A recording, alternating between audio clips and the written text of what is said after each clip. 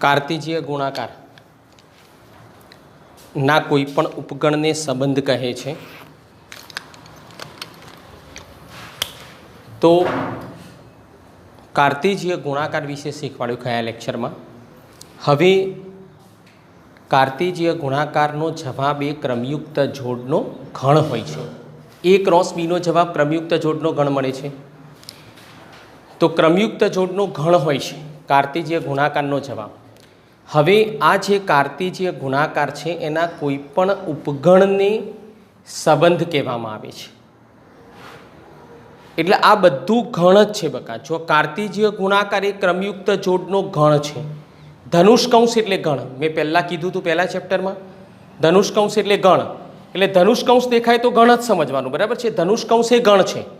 તો કાર્તિજીય ગુણાકાર ક્રમયુક્ત જોડનો ગણ છે. હવે એના ઉપગણનો સંબંધ કહેવાય. એટલે સંબંધનો જવાબ પણ તમને ક્રમયુક્ત જોડનો ગણ જ મળશે. તો એ વસ્તુ હું તમને છે ને ફ્લોચાર્ટ સ્વરૂપે બતાવી દઉં છું કે એક ફ્લોચાર્ટ તમારે યાદ રાખવાનો છે.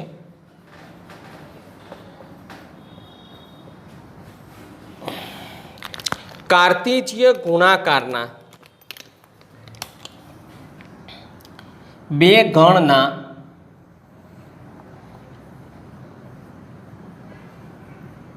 કાર્તિજીય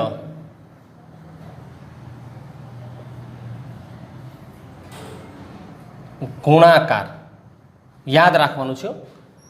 કાર્તિજીય ગુણાકાર ખબર પડી ગઈ ને બકા? બધાને આવડી ગયું છે ને. ક્રમયુક્ત જોડનો ગણ હોય છે, બરાબર છે. ક્રમયુક્ત જોડ સમાન હોય તો અનુરૂપ ઘટકો સમાન હોય છે. અનુરૂપ ઘટકો સમાન હોય તો ક્રમયુક્ત જોડ સમાન હોય છે. પછી number of A cross B. A cross B વડે દર્શાવાય. કાર્તિજીય ગુણાકારને કોના વડે દર્શાવાય? એ ક્રોસ બી વડે. કાર્તિજીય ગુણાકારને કોના વડે દર્શાવાય? બોલો. એ ક્રોસ બી વડે દર્શાવાય. એ ક્રોસ બીના કોઈ પણ ઉપગણને, હવે એ ક્રોસ બીના કોઈ પણ ઉપગણને સંબંધ કહેવામાં આવે છે. બીજું કે number of A cross B બરાબર number of A into number of B. તો અહીંયા હવે બે ગણના કાર્તિજીય ગુણાકાર એટલે એ ક્રોસ બીના કોઈ પણ ઉપગણને સંબંધ કહેવામાં આવે છે. હવે આ જે સંબંધ છે એને આર અથવા એસ વડે દર્શાવાય છે. પહેલાં આપણી જે ગુજરાત સ્ટેટ બોર્ડની બુક હતી, આપણી ગુજરાત ગવર્મેન્ટની બુક, તો સંબંધનું પહેલો અક્ષર તો એસ થયો ને. એટલે આપણા ગુજરાતી લોકો છે ને એસ વડે દર્શાવતા હતા. આપણી બુકમાં પહેલાં એસ આવતું હતું. આ જે એનસીઆરટી કોર્સ અત્યારે હાલ તો એનસીઆરટી સિલેબસ છે. તો એનસીઆરટી સિલેબસ છે એટલા માટે હવે એનસીઆરટી સિલેબસમાં તો આપણે બધું હવે ઓલ ઇન્ડિયા લેવલે થઈ ગયું ને, બધું કોમન કોર્સ થઈ ગયો. એટલે હવે આની અંદર આર છે, કારણ કે સંબંધનું અંગ્રેજી શું થાય? રિલેશન. રિલેશનનો પહેલો અક્ષર શું છે? આર. અને બકા જો મેથ્સ ફિઝિક્સમાં અત્યારે એક જ સિસ્ટમ ચાલે છે, ઊંચાઈ. તો એનું ઇંગ્લિશ શું છે? હાઇટ. એનો પહેલો અક્ષર શું છે? એચ. તમે ઊંચાઈને કોના વડે દર્શાવો છો? એચ વડે. ત્રિજ્યાનું ઇંગ્લિશ શું થાય? રેડિયસ. રેડિયસનો પહેલો અક્ષર શું છે? આર. તો ત્રિજ્યાને આર વડે દર્શાવીએ છીએ. વેગને વેલોસિટી થાય તો વી વડે દર્શાવીએ છીએ. સમજી ગયા? એવી રીતે સંબંધને કોના વડે દર્શાવીશું? તો આર વડે દર્શાવીશું અથવા એસ વડે દર્શાવીશું. કદાચ કોઈ બુકની અંદર તમને એસ જોવા મળે તો એટલા માટે તમને કીધું. ખ્યાલ આવે છે? એસ જોવા મળે તો પણ એસ વડે પણ દર્શાવી શકાય છે. અચ્છા, હવે સંબંધના આર અથવા એસ વડે દર્શાવી શકાય છે. બીજું કે આ જે સંબંધ છે એનો જવાબ આપણને ક્રમયુક્ત જોડનો ગણ મળે છે. બોલો શું મળે છે? ક્રમયુક્ત જોડનો ગણ મળે છે. ક્રમયુક્ત જોડનો ગણ મળે છે. અને આ ગણ ક્રમયુક્ત જોડનો ગણ મળે છે. અને આ જે ગણ મળે છે, બરાબર છે, એમાં જે જોડ મળે છે એ જોડના જે પ્રથમ ઘટકો છે, પ્રથમ ઘટકોના ગણને આરનો પ્રદેશ કહેવાય છે.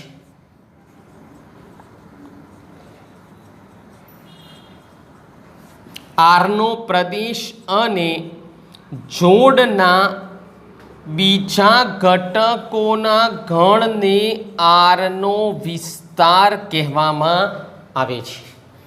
તો આ મેં તમને આર વિશે બધું બતાવી દીધું. હવે આર પોતે એક ગણ છે બકા. બોલજો, તમે બોલો શું? આર પોતે એક ગણ છે.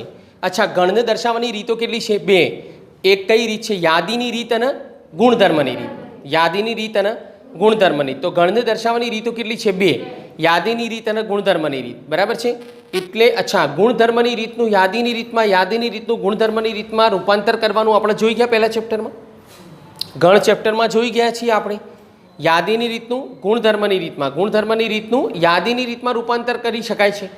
બરાબર છે. તો અહીંયા જે તમારું સ્વાધ્યાય 2.2 છે એમાં મોટા ભાગના દાખલાની અંદર આપણે ગુણધર્મની રીતનું યાદીની રીતમાં રૂપાંતર કરવાનું છે. ખબર પડી? મોટા ભાગના દાખલામાં આપણે એ કામ કરવાનું છે. તો હવે આ જે ફ્લો ચાર્ટ છે એ બધાએ તૈયાર કરી દેવાનો છે. અહીંયા શું છે કે એક્સ વાય બિલોંગ્સ ટુ એ છે ને, તો એક્સ અને વાય બંને એમાં છે, એનો મતલબ કે અહીંયા આ એક્સની કિંમત કહેવાય કે ના કહેવાય? એક્સ અને વાય એમાં છે એટલે બોલો એક્સ અને વાયની કિંમત થઈ કે ના થઈ? એક્સ અને વાયની કિંમત 1 થી 14 થઈ ને. બરાબર છે. ચલો હવે આ બીજી શરત આપેલી છે, આ 3x - y = 0. બરાબર છે. તો 3x - y = 0. હવે હું એક્સની કિંમત લઉં ને અને વાયની કિંમત શોધું. ચલો હવે એક્સની કિંમત 1 થી 14 છે. ચલો હવે x = 1 લેતા 3x - y = 0 પરથી મૂકો આમાં. બોલો આની અંદર મૂકો. હા, x = 1 મૂકો એમ કહું છું. આમાં શું આન્સર આવે? વાયનો 3 આવે ના? 3 આવે. બરાબર છે. ચલો હવે x બરાબર તમે 2 લઈ લો. આના પરથી શું આવે? y બરાબર. ચલો x બરાબર 3 લઈ લો. ચલો હવે x બરાબર 4 લઈ લો. 5 લો તો પણ 15 વાયની કિંમત કેટલી છે? 1 થી 14 જ છે એટલે y બરાબર 15 લઈ શકાય નહીં. હવે વાત સમજમાં આવી? તો આપણને હવે x અને y ની કઈ કઈ કિંમતો મળી?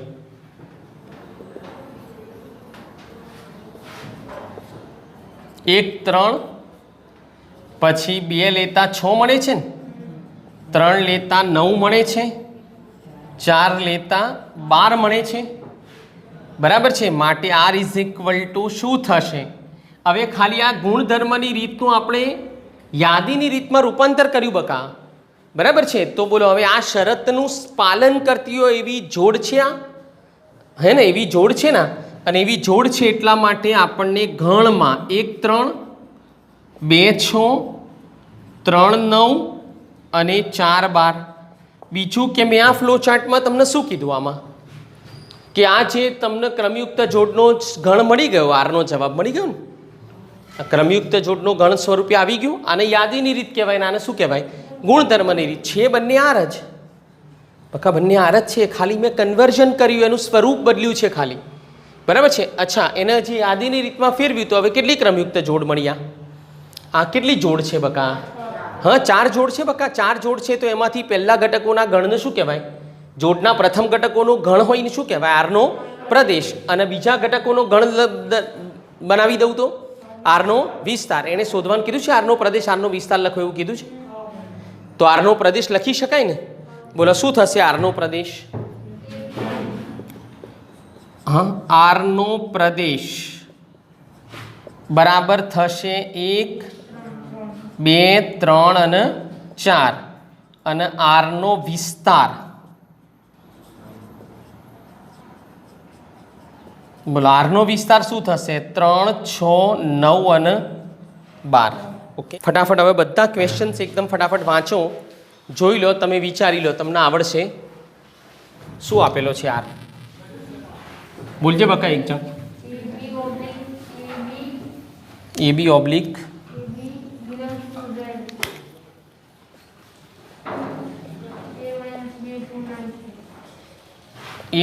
- BA પૂર્ણાંક છે. બસ આટલું જ છે. ચલો હવે અહીંયા ઓબ્લિક પાછળની શરતો પકડવાની બકા પહેલાં. ચલો ઓબ્લિક પાછળ કઈ કઈ શરતો છે? એ બી બિલોંગ્સ ટુ ઝેડ આપેલું છે, તો અહીં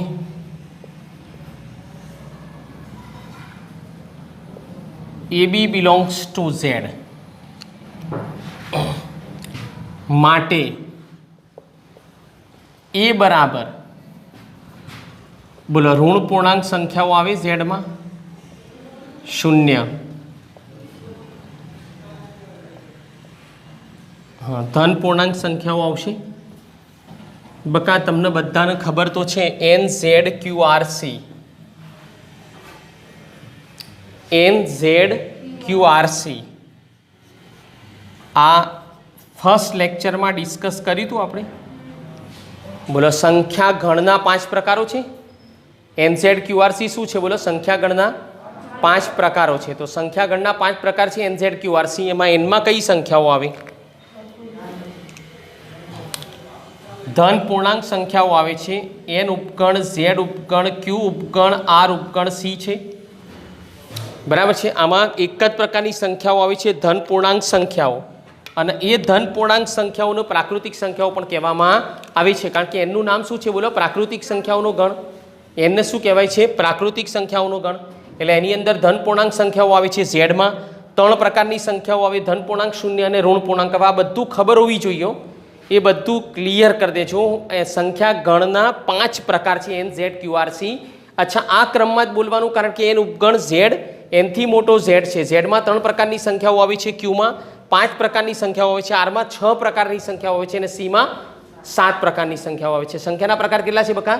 7 પ્રકાર છે. તો બોલો એ બી બિલોંગ્સ ટુ ઝેડ છે, તો એમાં ઋણ પૂર્ણાંક, શૂન્ય અને ધન પૂર્ણાંક યાદ રાખો છો? યાદ કરવાનું છો બેઠા બેઠા. ચલો બીની કિંમત શું આવી શકે? આ જ આવી શકે, એ પણ ઝેડમાં જ છે ને. ચલો બીની કિંમત પણ આ જ આવશે. ચલો હવે A માઇનસ બી શોધવાનું છે, અને એ માઇનસ બી એવો લેવાનો છે જે પૂર્ણાંક હોવો જોઈએ. બોલો કેવો હોવો જોઈએ? પૂર્ણાંક.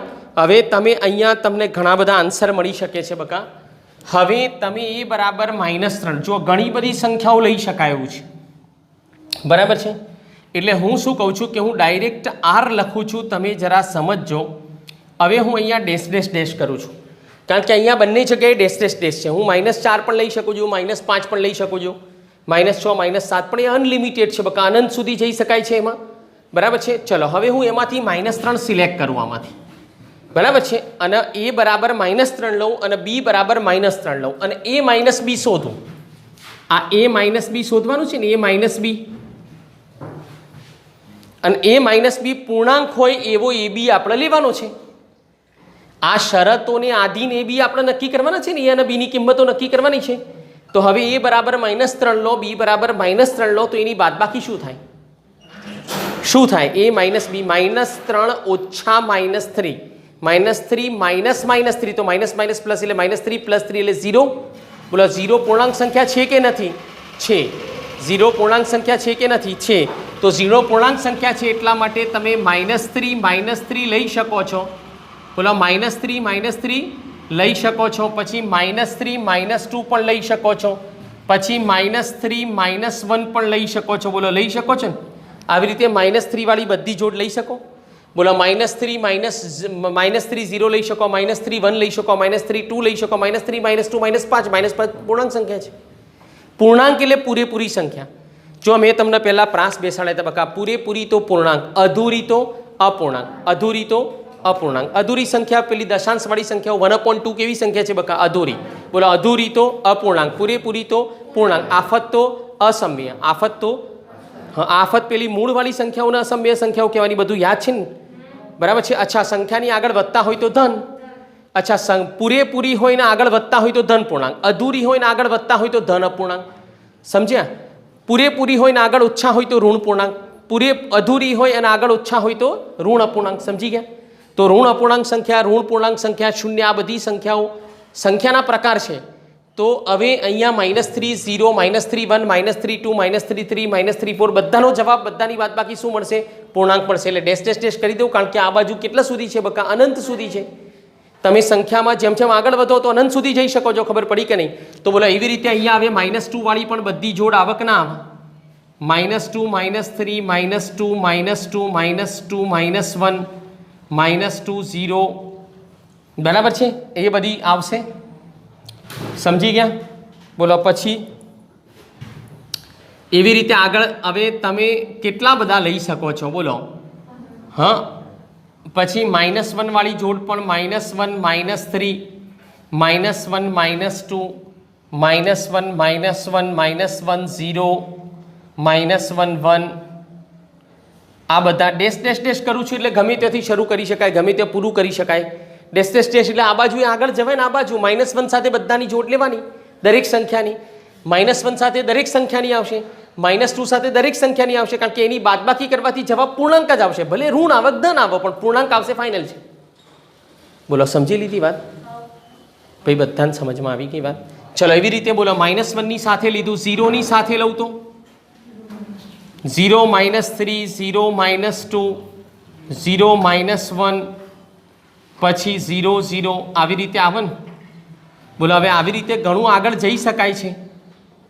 પછી 1 ના સાથે જોડ બનાવી દઉં એકવાર.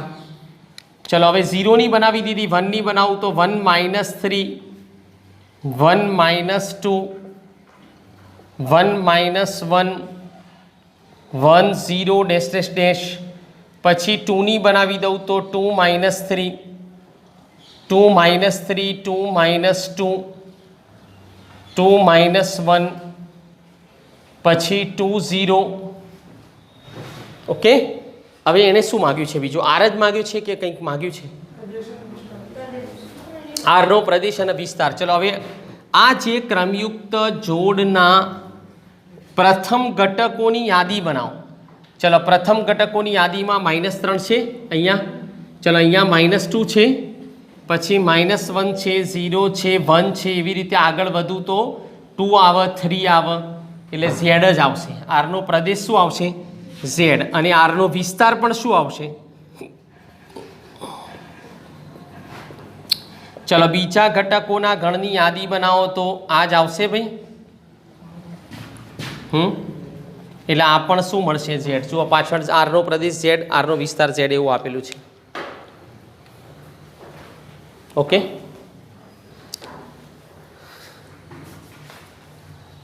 ડન. સારું, હવે 8મો દાખલો મોસ્ટ આઈએમપી છે. જો 8માની ક્વેશ્ચન વાંચો. 8મો શું કહે છે?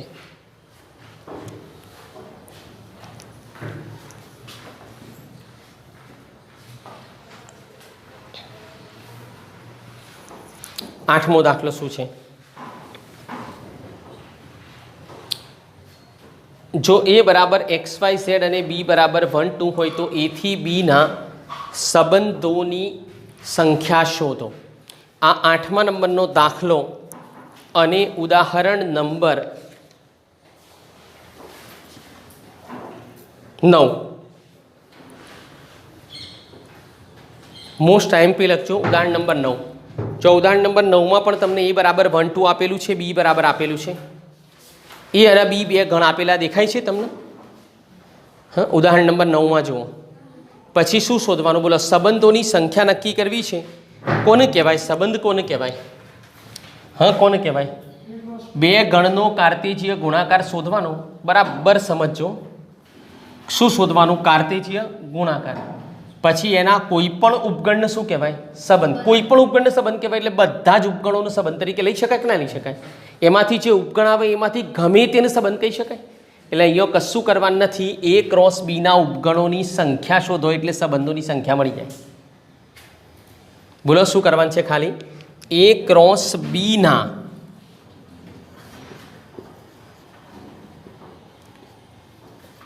કાર્તેજીય ગુણાકારના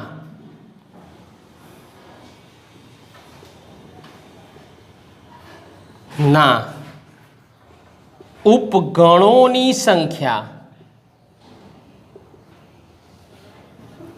ને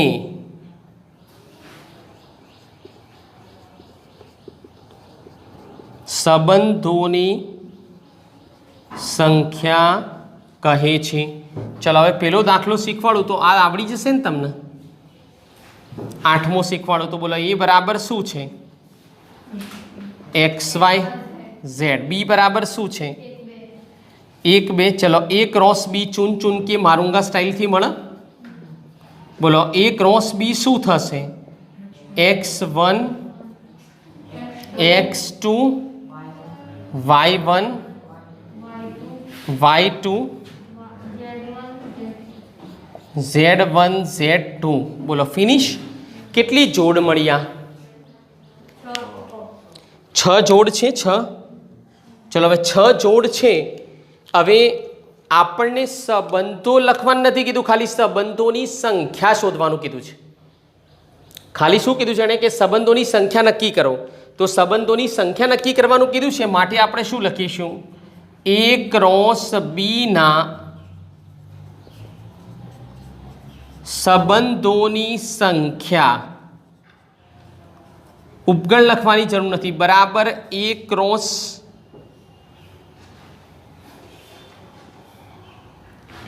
માગેલ સંબંધોની સંખ્યા લખો. માગેલ સંબંધોની સંખ્યા બરાબર a ક્રોસ b ના ઉપગણોની સંખ્યા. ચલો હવે a ક્રોસ b ના ઉપગણોની સંખ્યા શોધવાનું સૂત્ર શું હતું 2n. ઉપગણોની સંખ્યા શોધવાનું સૂત્ર આવતું હતું બકા. ઉપગણના પરિણામો લખાયું હતું, ખાલી ગણે દરેક ગણનો ઉપગણ છે, દરેક ગણ પોતે પોતાનો ઉપગણ છે. ઉપગણોની સંખ્યા શોધવાનું સૂત્ર 2n છે, જો n બરાબર ગણના સભ્યોની સંખ્યા દર્શાવે છે. યાદ છે કેટલા સભ્યો છે? સભ્યો 6 છદ્દુ 12 ના કહેતા, એક જ સભ્ય કહેવાય યાર. જોડ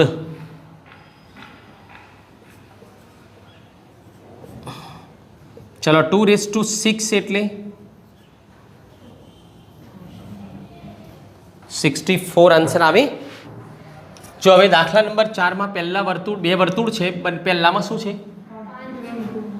5, હા 5 6 7, અહીં છે 3 4 5, પછી આમ આપેલું છે 5 એ 3 સાથે સંકળાયેલો છે, 6 નો 4 સાથે સંબંધ છે. ઓકે દેખાય છે ને એવું? 7 નો 5 સાથે સંબંધ છે. પહેલા વર્તુળ પર કંઈ લખ્યું છે એ બી કેવું પી અને ક્યુ લખેલું છે ને. ચલો હવે આ પી છે અને આ ક્યુ છે. હવે આ આકૃતિ પરથી આપણે આર લખવાનો છે, આર સંબંધ લખવાનો છે, આ સંબંધ લખવાનો છે, આર આકૃતિ પરથી લખવાનો છે. ઓકે અને આરને બે રીતે લખવાનો છે, ગુણધર્મની રીતે પણ લખવાનો છે અને યાદીની રીતે પણ લખવાનો છે. અને એ પછી આરનો પ્રદેશ લખવાનો છે અને આરનો વિસ્તાર. આટલા 4 જવાબ આપવાના છે. બોલો પ્રશ્ન સમજી લીધો? હંમેશા રકમમાંથી નક્કી કરો શું આપ્યું છે ને શું શોધવાનું છે. બકા હવે બધી મારી વાતો યાદ છે ને તમને? હા તો ચલો હવે આર લખું પહેલાં. તો ચલો આર બરાબર જવાબ નંબર 1. તો આર બરાબર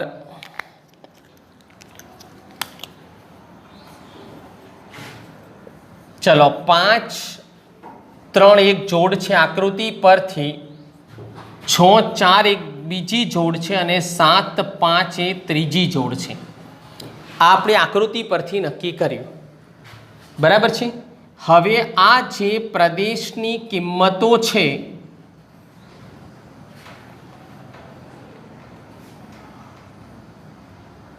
બરાબર છે એને x લઈ લઉં. ઓકે અને આ જે કિંમતો છે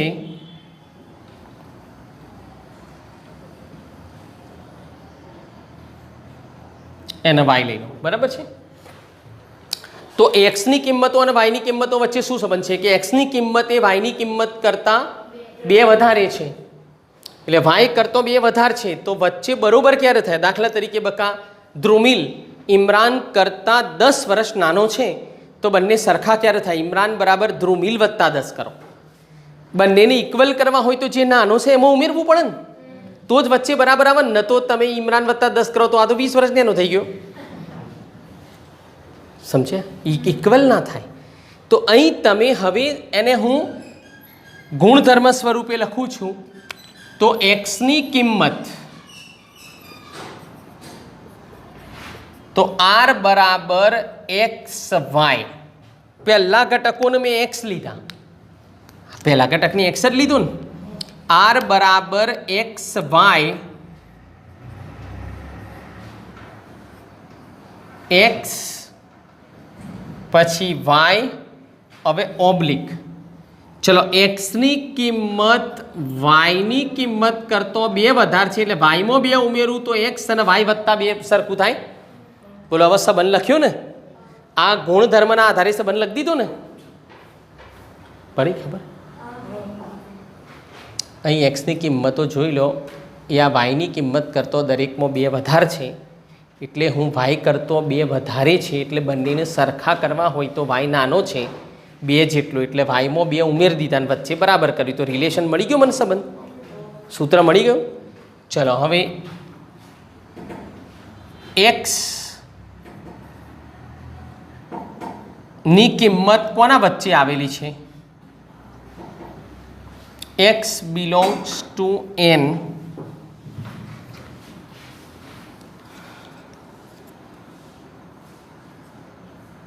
પાંચ છ સાત છે ને એટલે અહીંયા એવું લખીએ 4 less than x less than 8 અને 2 less than y less than 6 બરાબર છે. અને x બિલોંગ્સ ટુ n અને y belongs to n. X અને વાયની કિંમત ધન પૂર્ણાંક લેવાની છે એટલે એનમાં લેવાની છે અને એક્સ કેવો લેવાનો છે? 4 અને 8 વચ્ચે. અહીં ખાલી લેસ દેન કર્યું છે તો 4 અને 8 વચ્ચેની ધન પૂર્ણાંક સંખ્યાઓ કઈ? 5 6 7 આવી ગઈ ને, 5 6 7. ચલો વાયની કિંમત કેવી લેવાની છે? 2 અને 6 વચ્ચે. 2 અને 6 વચ્ચે કોણ આવે લે? 3 4 5 ધન પૂર્ણાંક જ લેવાના હો, એટલે આ એનમાં લેવાના. બોલો હવે ક્લિયર?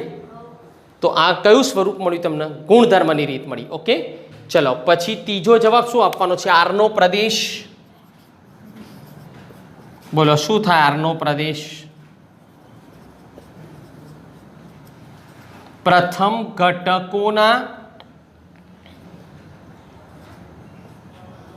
ગણને, જોડના પ્રથમ ઘટકોના ગણના આરનો પ્રદેશ કહેવાય છે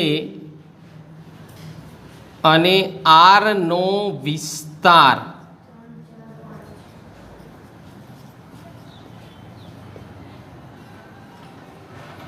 આરના બીજા ઘટકોના ગણને આરનો વિસ્તાર કહેવામાં આવે છે. ઓકે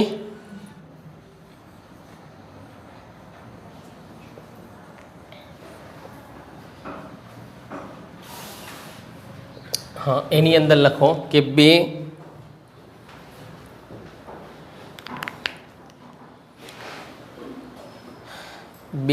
અરિક્ત ઘણ, 2 અરિક્ત ઘણના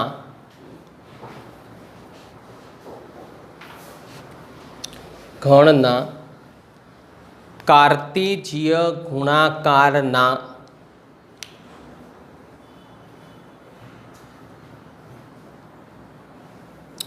કોઈ પણ ઉપગણને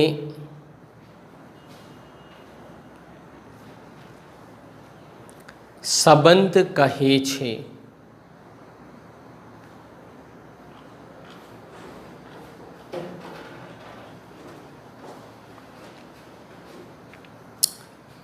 કોઈ પણ ઉપગણને સંબંધ કહે છે.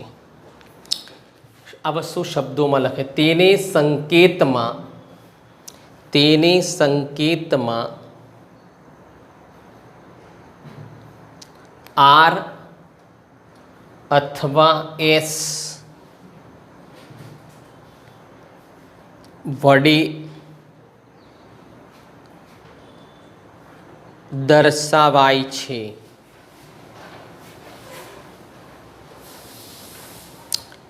તેને સંકેતમાં આર અથવા એસ વડે દર્શાવાય છે. પછી આ તો સમજી જશો ને, સંબંધનો જવાબ એ ક્રમયુક્ત જોડનો ગણ હોય છે. એ લખવું હોય તો હું તો લખાવી દઉં, શબ્દોમાં લખવું છે. સંબંધનો જવાબ એ ક્રમયુક્ત જોડનો ગણ હોય છે અને આ ક્રમયુક્ત જોડના પ્રથમ ઘટકોના ગણને આરનો પ્રદેશ અને બીજા ઘટકોના ગણને આરનો વિસ્તાર કહેવામાં આવે છે. ઓકે, સારું. હવે આગળનું લખો, આગળ સ્ટાર કરીને નવો મુદ્દો, સંબંધના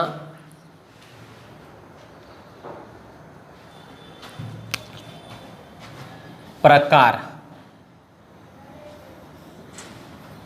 3 છે.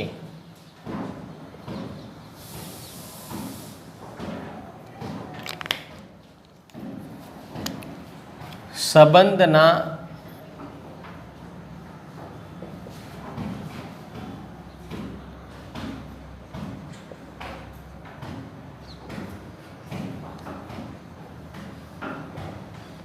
એમાં નંબર 1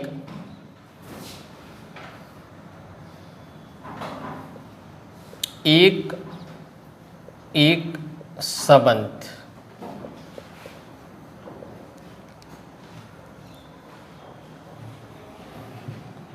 हाँ, एक संबंध. હવે આની અંદર છે ને બકા કે આ એક ગણ છે.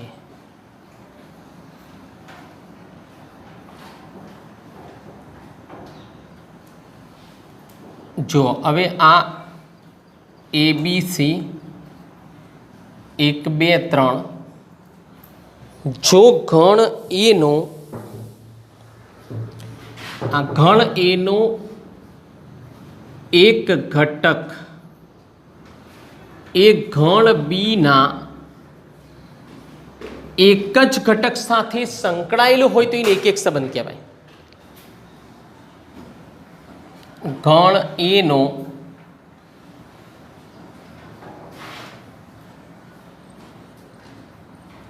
એક ઘટક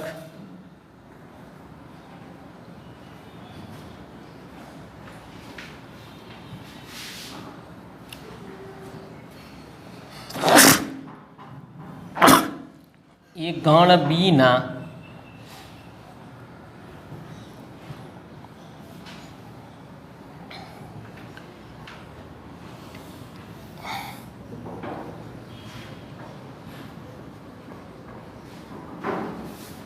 ના એક જ ઘટક સાથે સંકળાયેલ હોય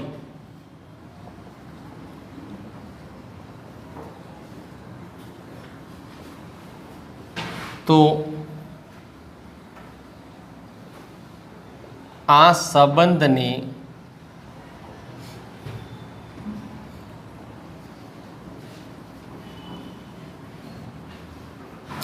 એક સંબંધ કહે છે.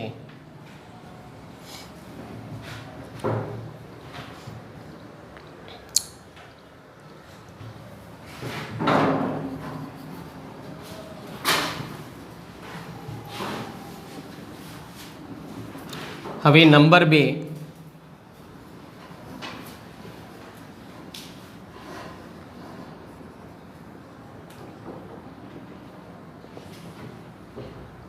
અનેક એક સંબંધ. જો એની અંદર છે ને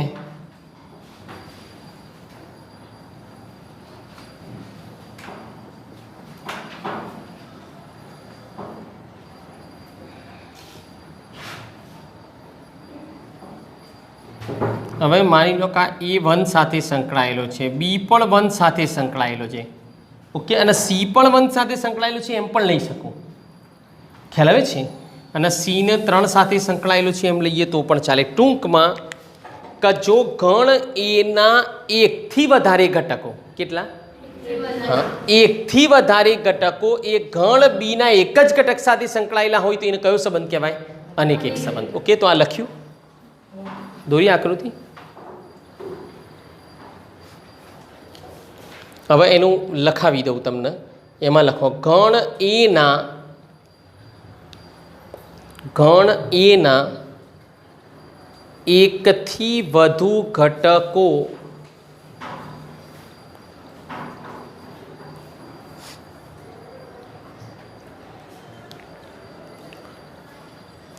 એ ગણ બીના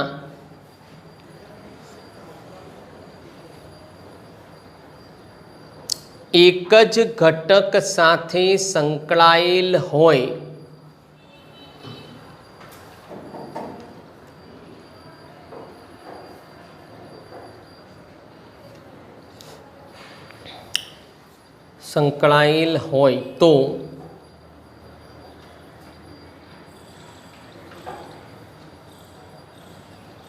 તો આ સંબંધને અનેક એક સંબંધ કહે છે.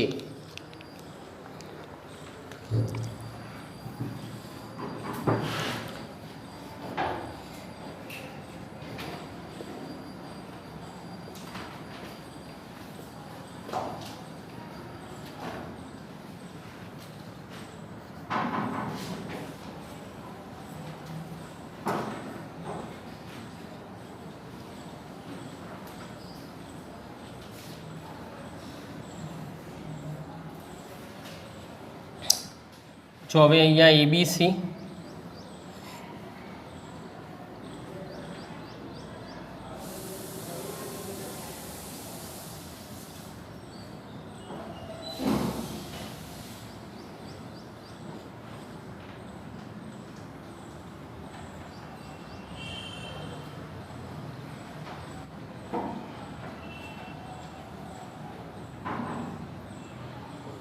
એ કેન્સલ કરી દેજો. હા એ બી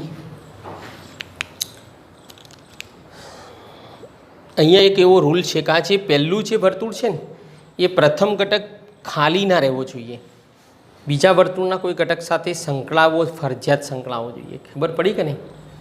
એટલા માટે મેં સી નહોતો આવતો ને એટલે કેન્સલ કરી દીધો. વાંધો નહીં. ચલો હવે એક અનેક સંબંધ આ દોર્યું, તો હવે એનું શબ્દોમાં લખો કે જો ગણ એનો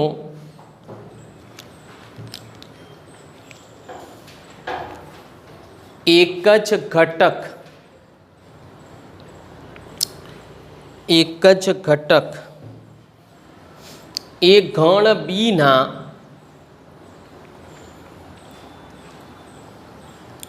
એકથી વધુ ઘટકો સાથે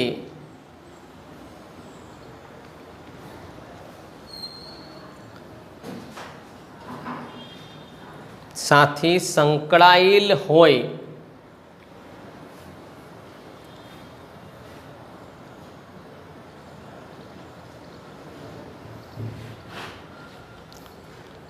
તો આ સંબંધને એક અનેક સંબંધ કહે છે.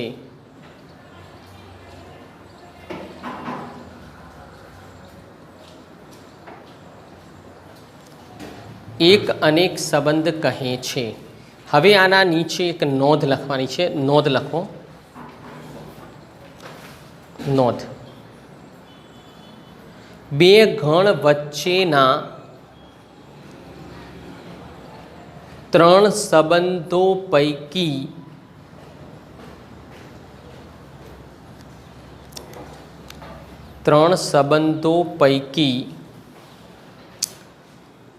એક એક સંબંધ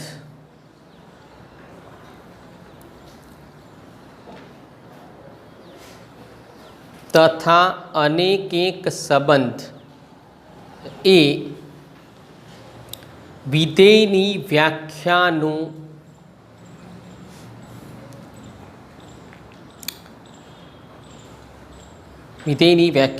પાલન કરે છે.